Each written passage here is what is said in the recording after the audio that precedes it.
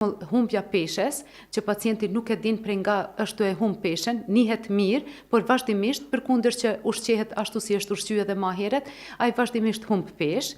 Mundet me qenë një kancer shumë agresiv që brenda një muajit me dhanë simptomatologji. Mundet me qenë një kancer jashtëzakonisht pak agresiv që mas edhe 5-6 viteve, 7 viteve mas me dhanë simptomatologji. Për krah terapisë specifike onkologjike edhe mpysin për substanca tjera për me përdor. Kjo është e para. Por ka dhe prej atyne pacientëve cilët refuzojnë trajtimin. Thash unë në fillim jam aty që në qofse e shaf që trajtimi ka benefit, jam aty për ti me insistu.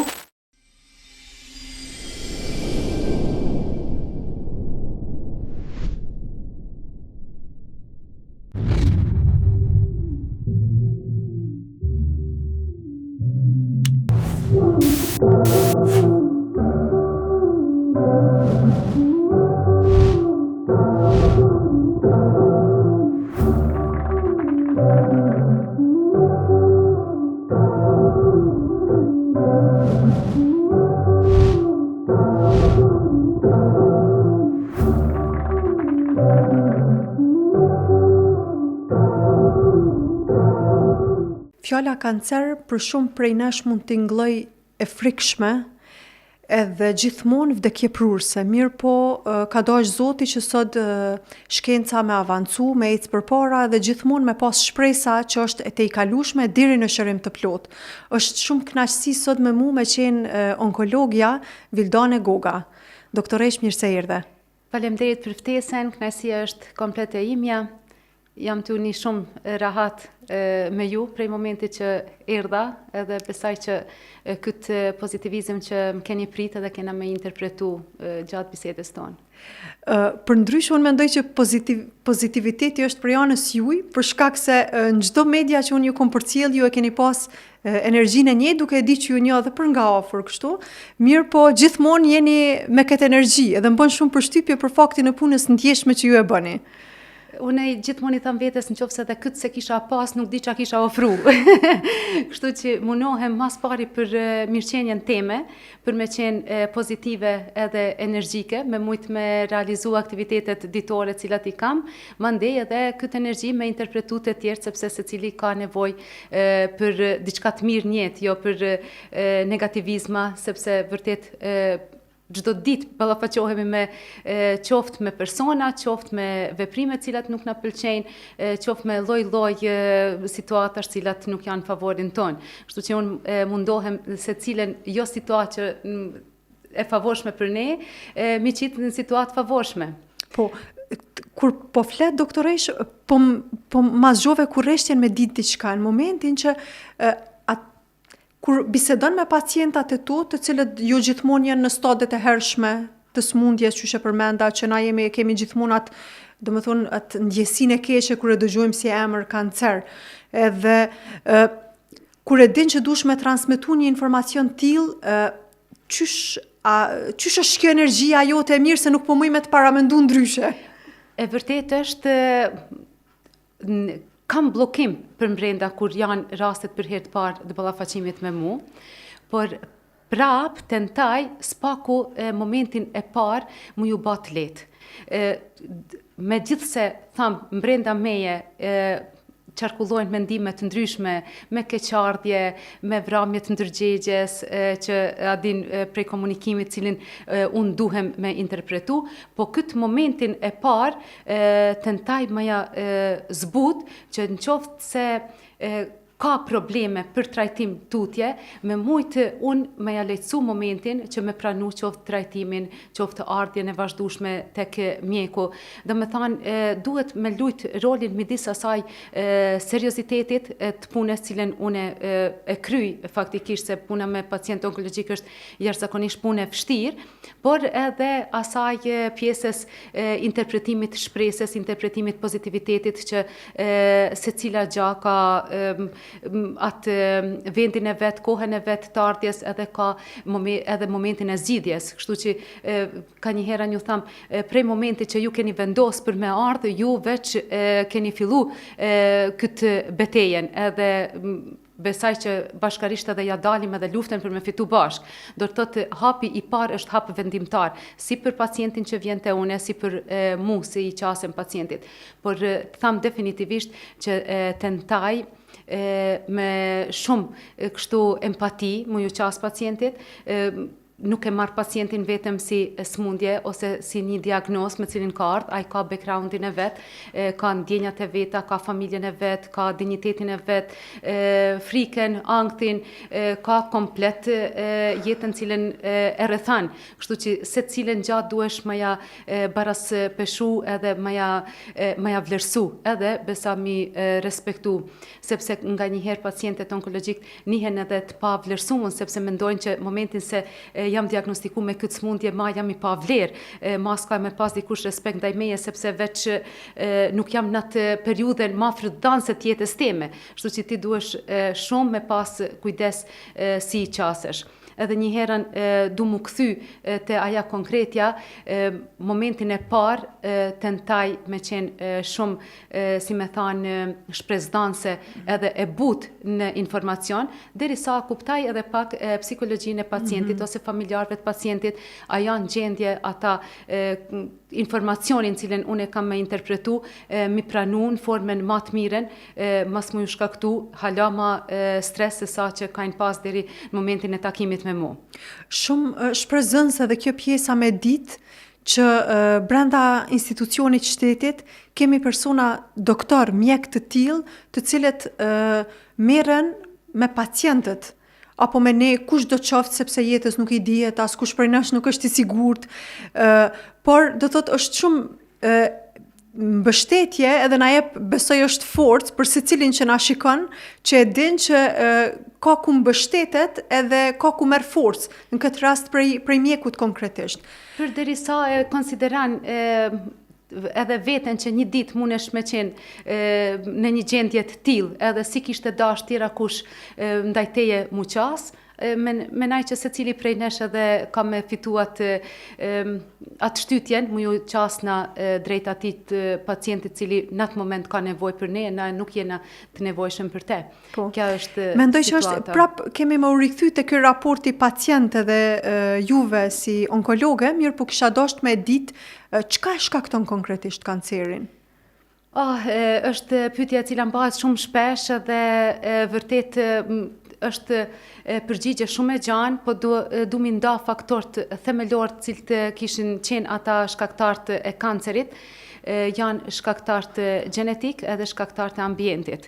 Shkaktarët e ambientit janë dikun 80%, ata cilët janë predispozit për mu çfaq kancerin, ndërsa shkaktarët gjenetik janë vetëm 20% edhe janë tek disa lloje të caktuar të kancerit. Mirë po, ma tepër vetë prej përqindjes kur e shohim që 80% janë shkaktarët e ambientit, isha ndal te disa prej shkaktarëve të ambientit. E para është kja mënyra e të jetuarit. Do të thotë nëse na nuk kujdesemi vetë për shëndetin ton, është një prej faktorëve cilët mund të na shtyjnë rrugën e çfaqjes së kancerit. Kja nëse kemi mbi peshë, sidomos tek gratë postmenopauzante nëse çfaqet mbi pesha, mandej mungesa e aktivitetit fizik, i cili është i rekomandueshëm diku deri në 4 orë, qoftë edhe ecje e lehtë gjatë javës për me bë secili person, për me ul probabilitetin e shfaqjes smundjeve kanceroze, po njëkohësisht edhe probabilitetin e shfaqjeve smundjeve tjera, edhe kardiovaskulare që janë një ndër smundjet në radhë të parë vdekje prurse në komplet botën, do të thotë ky stili jetës ka përfitime jo vetëm në aspektin e mos shfaqjes kancerit, por edhe smundjeve tjera. Mandej mënyra të ushqyerit, kur tham tek mënyra të ushqyerit përfshi jo vetëm ushqimin shëndetshëm, cilin duhet me pas kujdes çka konsumon, por edhe sasia e porcioneve, edhe ushqimin kohën e duhur në bazë të metabolizmit edhe bioritmit vetë individit. Mandej tjetër çka pirja duhanit, pirja alkoolit, gjitha këta që i ceka një nga një në veten e vet, dikun për secila me nga 25% rrisin incidencën e shfaqjes kancerit të gjirit, në kancerin përgjithësi, por edhe të gjirit që rastisht e ceka veç si terminologji, do të thotë secila prej tyne e rrit incidencën dikun 25 deri 30% për një person musmur prej kancerit. Po, doktoresh e përmende duhanin. Pa. Edhe neve në përditshmëri na ndodh me pa njerëz se cilët kanë jetu shumë healthy, sa i përket ushqimit, sa i përket aktivitetit fizik, mirë po në një ditë dëgjojmë që është diagnostifiku me ndonjë, do të thotë kancer në ndonjë pjesë caktune të trupit, përderisa ka edhe raste të tjera ku shohim njerëz të cilët janë duhanpers, janë, do të thotë, nuk kanë një jetë me aktivitet fizik, mirë po ata vazhdojnë të jetojnë edhe asnjëherë çka e bën këtë? Për shkak se është diskutabile shumë kush ka mu prek prej kancerit ose jo, sa i përket këtyne stilit jetesës. Aja në aspekti genetik veç është predispozit edhe e cila ka me qenë e sigurt ose 80 deri 100% e sigurt që ka mu shpreh kanceri i gjirit nëse dikush në familje është prekun me kancer të llojeve të ndryshme. Mirë po në aspektin e këtyne aktiviteteve përditshme jetësore, aty varet edhe prej imunitetit të organizmit në veçanti. Mundet me pas edhe faktor tjerë etiologjik, qoftë mikroorganizma të ndryshëm, me bakterje, me virus, me këpurdha të llojeve të ndryshme, me rrezatime të llojeve të ndryshme, me faktor domethënë fizik, faktor biologjik, faktor kimik, të cilat ndikojnë shfaqjen e kancerit, edhe mi pas të gjitha ta faktor në përditshmëri mu përballë me ta edhe pacienti edhe një individ mas me qenë i smur mas mu prek prej kancerit. Kjo varet domethënë prej mbrojtjes imunitare edhe karakteristikave gjenetike edhe të imunitetit të individit. Po, doktoresh, cili duhet me qenë ai momenti ose sinjali që neve duhet me na dërgu te mjeku që jënë sinjalet ose shenjat e para që mundemi me qenë të prekun prej kancerit? Për me ardhë tek mjeku kur ke dhe një simptomatologji, unë këtë asë si nuk e kisha rekomandu, sepse fushatat e ndërgjegjësimit që bahen për kancer në përgjithësi, janë që të zbulohet kanceri atëherë kur nuk ka asnjë farë simptomatologjie. Mirë po, kur jemi ende në diskutime cila do ishin shenjat ose simptoma që e kishin shty një pacient për me kërku ndihmën mjekësore, për ata, flas për ata pacient cilët ose ata individ cilët informacioni që duhet mu trajtu me shku me ba ekzaminime herët tek mjeku nuk ka arrit mjaftueshëm ose nuk është ngrit vetdia ose ndërgjegjësimi për mjaftueshëm që me shku pa pas simptomatologji, i kishe cek disa simptoma të përgjithshme edhe në disa simptoma mandej specifike që lidhen me lloje të ndryshme të kancerit. Simptomat përgjithshme janë për shembull humbja peshes, që pacienti nuk e din prej nga është e humb peshen, njihet mirë, por vazhdimisht përkundër që ushqehet ashtu si është ushqyer edhe më herët, ai vazhdimisht humb pesh, njëna prej tyne. Mandej mundet me qenë lodhje e vazhdueshme, plogështi e vazhdueshme. Mandej ndonjë lloj i kollit i vazhdueshëm, gjakderdhje dikun një kohë gjatë me pas ndonjë anemi me idiopatike të pa burimore, kështu që nuk e din prejardhjen, këta kishin qenë ose shenjat të përgjithshme që diçka me organizmin nuk është duke funksionu mirë, edhe mandej me ardhë deri te diagnostikimi i kancereve të llojeve të ndryshme. Ndërsa prej simptomatologjisë specifike lidhet për simptomatologjia për secilin organ. Mvarësisht ku është i lokalizuar kanceri ose ku është e lokalizuar problematika, aty shfaqet ose mbi shprehet simptomatologjia. Qofse flasim për sistemin sistemin respirator ose të frymarrjes, aty kena koll të vazhdueshëm, ose nëse pacienti pshtyn një kohë të gjatë, pshtym me pika të gjakut, ose ka vështirësi në frymarrje, do të thotë janë të gjitha simptomat prej rrugëve të frymarrjes.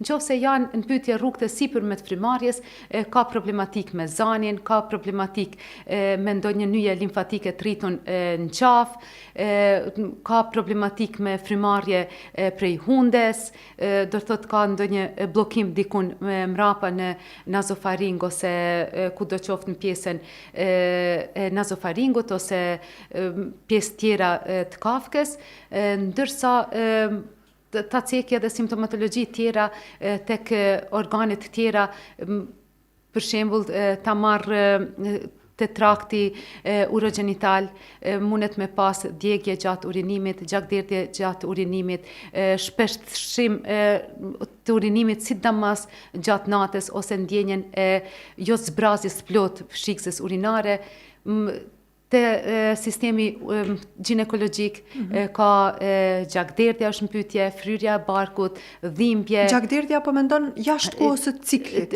Gjakderdhja jashtë kohës së ciklit menstrual ose te gratë postmenopauzante që nuk ishte dashur për me pas gjakderdhje në atë periudhë, ose edhe gjakderdhje gjatë interkurseve me partnerin. Okay. Do të thotë mundet me pas sekrecion i cili mban sekrecion i cili e ka ndryshuar ngjyrën, e që një kohë të gjatë përkundër trajtimit nuk ka lënë. Këta do të ishin disa prej simptomave në për disa sisteme të cilat për momentin më kujtuten të diskutojmë. Po, e qartë. Se pe kuptoj që domethënë trupi jon secila shfaqet simptomatologjinë e vet e jep sinjale. Sinjalin e vet. Ju thatë doktoresh nuk më pëlqen me prit pacientat njerëzit derisa të shfaqen simptomat apo shenjat e para. Mirë po thatë që duhet me u paraqit, ma e mira është për shkak të fushatave të ndryshme vetëdijsuese me u paraqit para shfaqjes së simptomatologjive. Do thotë po i bjen që na mundemi me pas si smundje, mirë po mos me pas simptoma. Sa kohë është kjo, sa zgjat? Sa shkon derisa shfaqen simptomat? Fiks është pyetje që shumë pëlqen edhe kisha dashur studentat me ma bë. Okej. Lidhet ngushtë me biologjinë e tumorit. Nuk mundem me thënë që secili kancer ose secili tumor e ka jetëgjatësinë e vet prej momentit të prekjes ose atij mutacionit, defektit që ka ndodhur në qelizë e deri tek formacioni që bëhet i madh edhe shifet me sy ose me imazheri, është kohë e ndryshme për secilin lloj të kancerit. Mundet me qenë varësisht prej agresivitetit të kancerit. Mundet me qenë një kancer shumë agresiv që brenda një mujit me dhanë simptomatologji. Mundet me qenë një kancer jashtëzakonisht pak agresiv që mas edhe 5-6 viteve, 7 viteve mas me dhanë simptomatologji. Kja do thotë është komplet relative prej vendit ku shfaqet kanceri, prej cilën lloj qelizës e ka prek kanceri, ku ka ndodh aja është qelizë skvamoze, a është qelizë lloj kështu adenoidale ose çfarë do lloj të qelizave që kena në organizëm, do të thotë mvaret shumë prej karakteristikave të vetë qelizës edhe të organit i cili është prek. Po, do të thotë dëgjojmë shumë shpesh njerëz të cilët fillojnë me kimioterapi në momentin që ato llojet e terapive të cilat përdoren për këtë smundje, a munden këta njerëz me vazhdu një jetë normale apo varet prej stadit, apo si kur po them një jetë normale është në kuptimin e kujdesit për familjen, në kuptimin e punës nëse janë të angazhuar me punë. Po. Kështu, varet komplet si e thatë edhe ju prej stadit smundjes. Momentin e diagnostikimit ekzistojnë 4 stade të smundjes për secilin lloj të kancerit. Prej stadit 0 deri te stadi i 4. Stadi i 0 është karcinoma in situ, e cila nuk hyn kancere, por që me eradikim kirurgjik ajo është komplet e shërueshme dhe nuk ka nevojë për trajtim nga ana e onkologjive. onkologut. Ndërsa stadi 1, 2, 3 edhe 4 janë stade cilat kërkojnë intervenime nga aspekti onkologjik pas diagnostikimit në këto stade. Në qoftë se një pacient është diagnostiku në stadet hershme edhe gjatë periudhës trajtimit, ai mundet mos me qenë aktiv për me punu punën cilën e ka punu, sepse vetë fakti që merr terapi specifike onkologjike, qoftë kimioterapi, radioterapi, hormonoterapi, imunoterapi ose target terapi, çfarëdo lloj terapive që na aplikojmë te ata pacient, mundet mundi i lodhur, mundet mundi i raskapitur, me tugë, me vjedhje, këta janë problematika fizike, lema problematikat edhe psikologjike, edhe mentale që shfaqen vetë mbrenda për mbrenda të njëjtit pacienti i cili është duke marrë këta terapi. Do të thotë kisha rekomandu që periudhën e trajtimit mu kursy pak prej atyne veprimtarive të përditshme për shkak ngarkesës cilën organizmi e ka gjatë trajtimit me substanca specifike onkologjike. Ndërsa nëse janë stadet avancume, janë problematika tjera që nuk e lajnë një pacient për mu lajmëru edhe me vazhdu punën cilën e ka punu ma heret, sepse vjen pyetje dhimbja, kompresionet e ndryshme që shkaktojnë jo komfortitet nullje ose në qëndrim kam, ose nuk lejojnë një përqendrim në punë ose një aktivitet normal për me kry si e ka kry qysh ma heret, komplet kem varet dhe me thanë prej stadifikimit të smundjes. Edhe prej mënyrës trajtimit, çka kërkan mu trajtu, edhe është trajtim shërus apo është trajtim vetëm mjekus. Çfarë dallimi kanë këto dyja? Këta dyja, nëse tham, është trajtim prej cilit pritet benefit edhe shërim komplet, edhe është trajtim vetëm paliativ, ku na nuk kemi një shërim, por kemi zbutje simptomatologjisë, të dhimbjeve, gjakderdhjeve, të kompresioneve të ndryshme, kështu me radhë. Doktoresh, na si shoqnin përgjithësi, na pëlqen përdorimi i sheqerit, përdorimi i kripës, i melmesave të ndryshme. A kanë ndonjë efekt do të thotë në shfaqjen, apo nëse nuk e kemi shfaqun, a munden, do me thonë, me na lehtësu, apo çfarë efekte kanë në organizmin tonë? Une ma pak të duhet me folë për këtë, sepse vetë jam konsumuse këtyne gjitha që i ceke me sheqere, me kryp që i pëlqej, kështu në përditshmërinë teme, mirë po realisht me folë se cila qelizë kanceroze, aja duhet më ushqy për me mbjetu. Edhe në qoftë se na i japim mjaftueshëm substanca për aja më rrit edhe më zhvillu, normal që ka më rrit edhe më zhvillu ma shpejt. Pa dyshim që është problematike shumë përzgjedhja e ushqimeve, për para se sa shfaqet smundja, e le ma gjatë trajtimit. Gjatë trajtimit është komplet situatë specifike për pacient, sepse keni dëgju ndoshta që pacientë onkologjik janë pacienta ka hektik, janë pacienta që kanë humb masën muskulare, peshën trupore. Ata duhet jashtëzakonisht më ushqy me shumë energji, në anën tjetër mos me ushqy qelizën kanceroze me substanca cilat e kishin fuqizu rritjen edhe zhvillimin e qelizës kanceroze.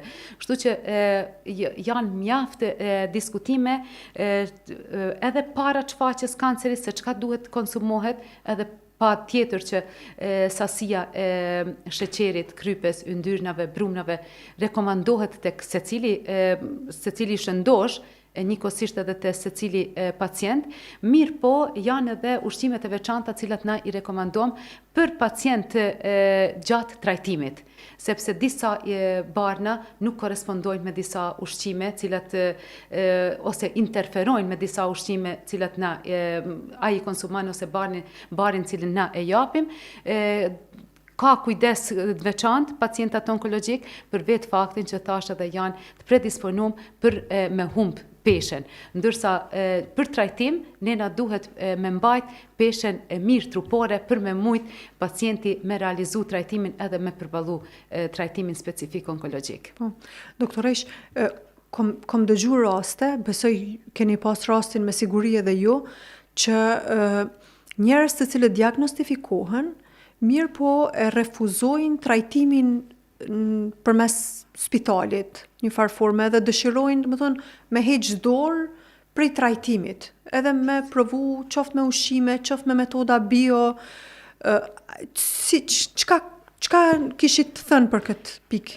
Unë shumë kam pacienta të tillë, cilët për krah terapisë specifike onkologjike edhe më pyesin për substanca tjera për me përdor.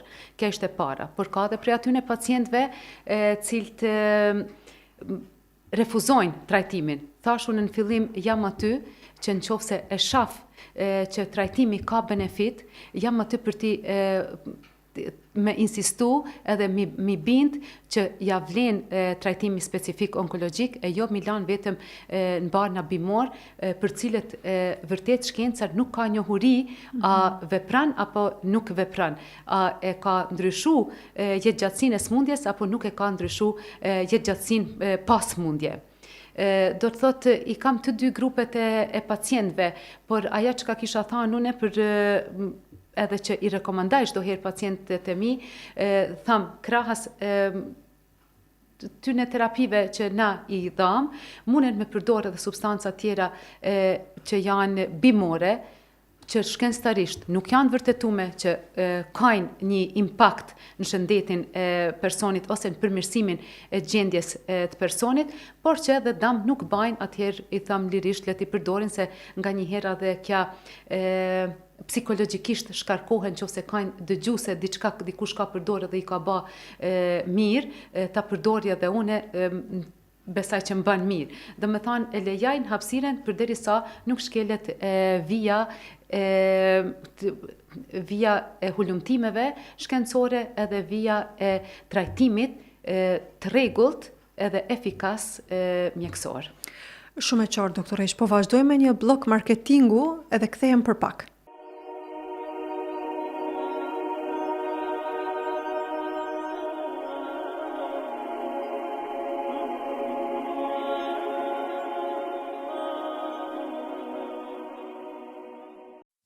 Herta Kids në Fush Kosovë, përballë kolegjit AAB, vendi ku nuk e keni problem parkingun.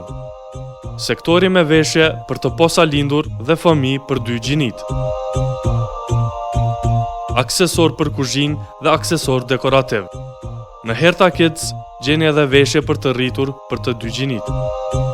Nëse lodheni duke bërë shopping, atëherë keni edhe restorantin brenda objektit për të pushuar dhe kaluar kohë me familjen tuaj. Lodra të ndryshme për fëmijët tuaj. E keni mundësinë që fëmijët tuaj të argëtohen në Kids Zone derisa ju bëni blerjet. Herta Kids, Kids Zone, Orta Food, Family Clothing Store, të gjitha në një vend.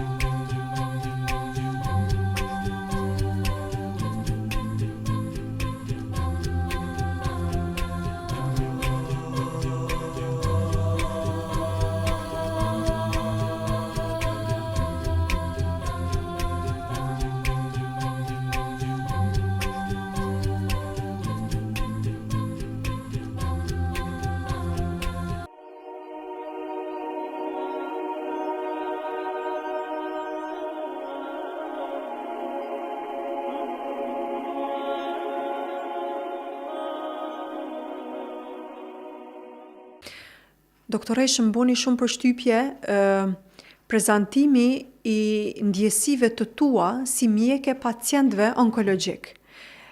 Përshtypje për mirë, normal dhe po du me ditë, jam kurreshtare me ditë dhe besoj që është e njëjta kurreshtje edhe për njerëzve që po na shikojnë. A ndodh me të kalu në se ti përmende që i merr parasysh kur e jep informacionin e smundjes të gjithë faktorët. Edhe te unë, po besoj të shumë njerëz krijohet ajo përshtypja që krijohet një farë robotizmi, na është fjallë pak e rëndë me u thonë, mirë po ndjesie sikur nuk pendjen shumë pacientin. A ruhesh prej kësaj, apo është diçka vetvetiu që ndodh, që ti e ndjen prapë se prapë pacientin? Se cilin rast nuk mundesh me ndjetë njëjtë, kjo është definitive, se me disa krijan lidhje ma ndryshe emocionale, me disa ma pak, por na jenë na mjekë dhe aty nuk duhet me ba kurfar dallimit në bazë djeshmërisë tonë, cilën e ndjejmë, po që realisht kështu ndodh në brendsinë tonë. Edhe prej momentit, si të thamë, e ceket a ka lanë robotizm. Ndoshta në vetë dijen tonë e dim se si është komplet gjendja, po para pacientit na nuk mundena mi ignoru, sepse ai është për herë të parë na ka ardhur zoti disa pacient me simptomatologji dhe na i shba vërtet rutinë.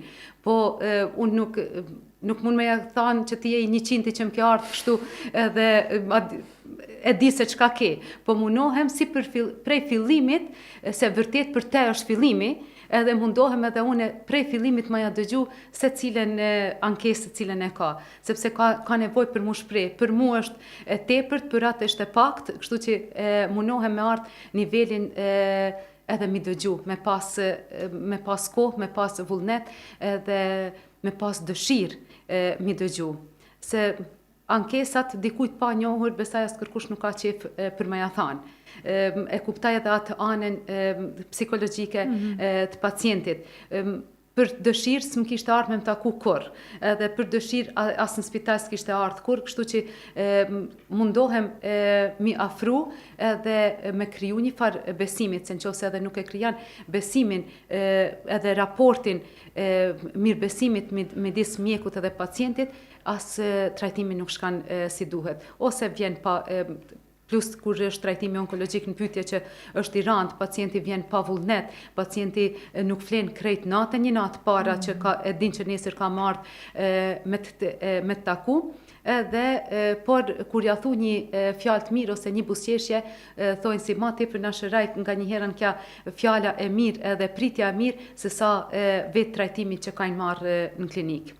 Po, a ndodh, doktoresh, ndonjëherë që, apo është mirë, prej përvojës juaj mjekësore, që pacientëve të cilët janë të diagnostifikuar familjarët, mos me ja transmetu, a është e drejtë, mos me i tregu, me mshef informacionin prej ti? Në bazë konventave ndryshme të etikës mjekësore, ka janë temat diskutueshme, temat e tilla. Mirë po ka vende në botë ku menjëherë interpretohet drejt për drejt pacientit për gjendjen e vet, edhe llogaritet si e drejt për me ditë pacienti për gjendjen shëndetësore tien, sepse da mu përgadit për konform atyne kushteve cilat tash duhet mi ndjekaj da me përgadit jetën e vet, çka me batek, me ba, si mi kalu jetën e mbetur të veten prej momentit diagnostikimit deri në moment përfundimit. Mirë po, këtu kena ende ekzistan pak ky ngurimi për interpretim drejt për drejt të smundjes. Edhe unë mendaj në aspekt njerëzor, realisht që edhe duhet të matet pak kja, edhe diskutohet me familjar, sepse ka familjar që vinë edhe thojnë mas ja interpreta se është shumë panik, kam i ba hala ma keq, s'kam me dash mu trajtu. Dhe me thanë, na duhen me nxjerr atë ma të miren e mundshme, pavarësisht se si janë disa rregullat etikës për interpretim të smundjes. Por pa tjetër unë e preferaj vetë, dikush prej familjarëve pa tjetër për me ditë gjendjen reale, edhe mas me qenë pa përgatitur për ndodhin cile pritet tjetë edhe në për cilën ata pritet të kalojnë. Por pacientit varësisht prej dëshires pacientit, varësisht prej gjendjes të pacientit, gjendjes mentale të pacientit, na ja interpretojmë edhe smundjen edhe problematikën. Jo çdo herë komplet, ndonjëherë varësisht Dallon- prej pacientit në pacient, po. Po. Sa po mendoj, a ka ndonjëherë raste kur e ki një rast qoftë moshë të re, apo që në perceptimet e tua personale është rast shumë i ndjeshëm, edhe të prek, edhe që shkon në shtëpi dhe të vazhdon çajo gjendje, çajo situatë? Shumë ka raste të tilla. Asnjëherë nuk mundesh mu shkput komplet prej punës, edhe kur shkan në shtëpi. Patjetër ka diçka që të mbeten prej rasteve cilët ke ndjek gjatë ditës, që të mbeten në kujtim edhe me cilat merresh. Ja të bjen mend një fjalë tyne, ç'a të tha, ja të bjen mend si erdh në atë stad, pse s'u ba ma herët, pse s'u ba ma vonë. Gjithmonë ka dapseha në kokë që nuk të lajnë rahat edhe kur shkan në shtëpi. A i diskuton, a ndodh doktoresh me i diskutu në shtëpi, apo i kursen familjarët? Mundohem maksimalisht me i kursy familjarët, sepse nuk du krejt kalojnë në përgjendje në cilën veç me qenë shumë zemër fort edhe gur që nuk prekesh me raste me smundje edhe me vdekje. Ta janë raste madhore në jetë që ta rënojnë komplet sistemin e jetës, ta rënojnë komplet jetën cilën e ke pas, kështu që patjetër që afeksionohesh edhe mundohesh që nuk ta kajnë bosh as kur gjatë shtëpis me interpretu diçka të tillë në shtëpi, edhe mundohem komplet mos mu përmend si raste, por nëse ata më shohim ka një herën të pikllumën ose e din ç'a paska pas sa të në punë, a paska vdek dikush, mvesin a ka ndru jetë dikush ose që e pikllu, domethënë nuk mundesh komplet mu shkput prej jetës profesionale kur shkan në shtëpi. Po aq ma shumë që na dhe kena një kontakt vazhdueshëm me pacientat onkologjik, ata vinë shumë shpesh te na për tretman çdo 3 javë, çdo 4 javë, çdo 1 muaj, ose një herë në javë për 1 vit, ose një herë në 3 javë për 1 vit. Domethënë krijohet asi lidhje që ndoshta edhe dashje pa dashje nuk e kanë shumë atë ndjenjen atë shkrujten, telefona nuk shkrujten, adin kërkojnë ndihmë edhe jashtë orarit punës, kështu që deshte nuk mbetesh shkputur prej gjatë gjithë ditës prej jetës profesionale. A ka ndonjë rast doktoresh që ju ka prek mas shumë ti për do të thotë ka qenë diçka pak më e vështirë për ty, që ti gjithmonë e ke në kujtesë?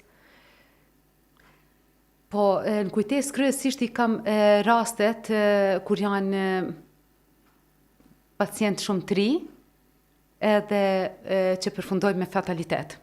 Këta janë rastet më të rënda, se disi secili e ka jetën për dëshirën e vet edhe kurse ka të mjaftueshëm për me jetu. Po kur janë rastet e reja, për shembull prindi për fëmin, ose është nana në pyetje ose baba që lën fëmijët shumë dvocër, edhe vinë ata fëmijë edhe takojnë prindët e tyne në spital, edhe ndërsa e shef ndoshta janë ditë e fundit që munen ata dy mu taku nër vete, këta janë raste cilat më dhimen mas shumti. Edhe që të bajnë vërtet me vlerësu jetën shumë. Në një anë të pikllojnë, po në anën tjetër edhe t'japin forcë që sa ke shëndetin me vepru edhe me kontribu për të mirë maksimalisht. Edhe kjo me shku një mesazh për krejt ne që me rujt shëndetin. E jo me i prit ato simptomat. Shëndeti është dhurat prej Zotit, edhe çdo veprim cilin na e bajmë për me rujt shëndetin, japim vlerë vetë jetës tonë, edhe vetë vlerë ndaj atij cilin që ne na ka kriju, që ja çmojmë atë cilën na ka dhënë.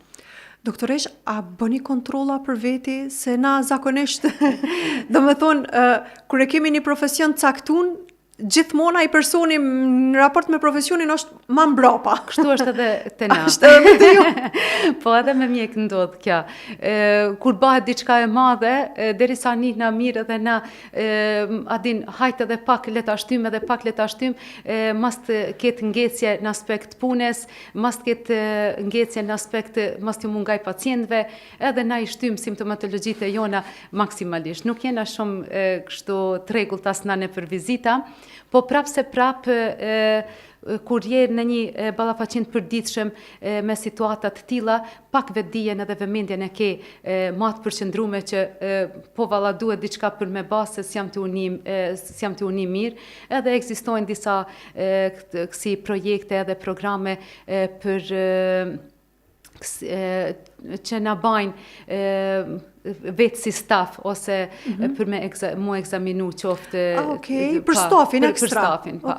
Aty do të thonë e keni obligative. E kena obligative, ndoshta kja është e mira e kësaj që në qoftë se harron ka një herën veten, dikush tjetër kujdeset për ne. Po, këto fushatat vetëdijsuese, apo ndikojnë, a e vreni gjatë punës përditshme që ndikojnë mu ngrit vetdia dhe njerëz me ardh me bë kontrolla pa simptoma? Shumë. Definitivisht është ngrit shumë vetdia edhe ndërgjegjësimi për kancere në Kosovë. Krahasuar me vitet e ma hershme, flas me fakte të zbulimit të hershëm të kancerit. Përderisa deri para disa viteve ka qenë numri ma i madh i të prekurve me kancer në stadin e 3-4, tash ke numrin e të prekurve me kancer në stade ma të ulta, stadin 1 edhe 2. Kjo është një prej indikatorve pozitiv mac që na bajnë ne me vullnet që diçka kena kontribu në ngritjen e vetdijes edhe ndërgjegjësimit për screening ose për depistim të hershëm ose paraqitje tek mjeku pa pas indikacion simptomat. Po, doktoresh, a i kemi kushtet mjaftueshëm të mira për pacient, për ne, mendoj për ne si shqiptar në Kosovë që jetojmë, për me trajtu çdo lloj kanceri? Është punu shumë në aspekt drejtimit onkologjik, ka të rritura të jashtëzakonshme sa i përket trajtimit.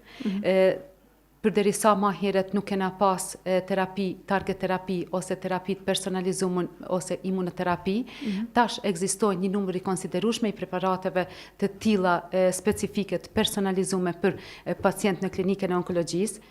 Çdo herë mbetet për të dëshiru sa i përket preparateve të reja edhe zgjerimit të indikacioneve për ata preparate.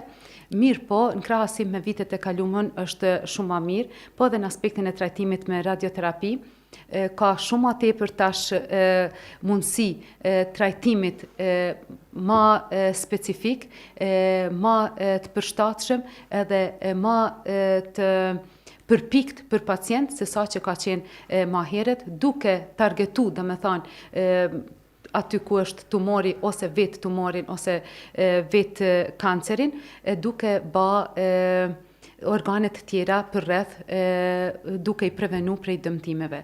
Kështu që është përparu shumë edhe ka ecë shumë në këtë aspekt. Po, doktoresh, nëse pacienti që tha ma heret refuzon trajtimin për X arsye, ku qëndron përgjegjësia, a duhet me u tërheq edhe ju si staf, si onkologë në këtë rast, apo çka duhet me vepru, apo duhet me nxit? Përderisa shaf përfitus trajtimin, realisht unë e jap maksimumin që mi bind për mu trajtu. Mirë po pacienti prap është ai i cili vendos për veten e vet. A don mu trajtu apo jo? E ka të drejtën e zgjedhjes për a don mu trajtu apo jo. Ka një flet pëlqim cili i jepet secilit pacient në fillim trajtimit, a pranon trajtimin apo nuk e pranon me vetë dëshirë, me vetë pëlqimin e tij, duke e rekomandu normal mjeku mbështetur atë trajtim në protokole botërore. Po, pavarësisht që tema është e ndjeshme, ju me këtë ndjeshmëri ballafaqonin çdo ditë, edhe arrini me menaxhu, kështu që po tentoj edhe unë brenda këtë në minutave që jemi bashk, me tentu, do thot, me pas edhe momente pak kështu të mira, edhe duke ju shiku juve dhe duke i shiku reklamat, më kujtu prakisht që diskutum për Uj Umrën, që e kemi sponsor vazhdimisht në podcast edhe që ju e kishit një udhëtim në janar për Umrën. mas bulove, po jam shumë e kënaqur.